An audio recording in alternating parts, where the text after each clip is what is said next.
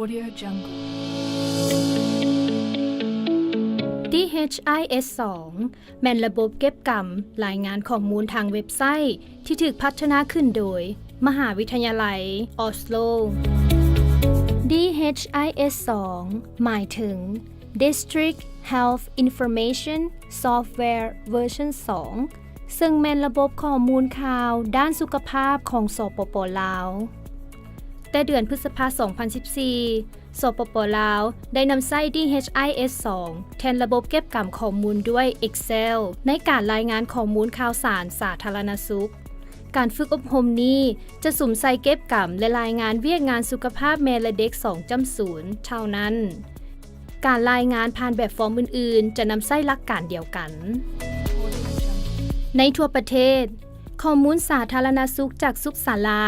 และสถานที่บริการอื่นเช่นข้อมูลจากโรงหมอเมืองโรงหมอแขวงและโรงหมอศูนย์กลางจะถูกป้อนเข้าในฐานข้อมูล DHIS2 ผ่านทางออนไลน์ข้อมูลจากสุขศาลาจะสั่งรวมเสเจียแล้วส่งให้ห้องการ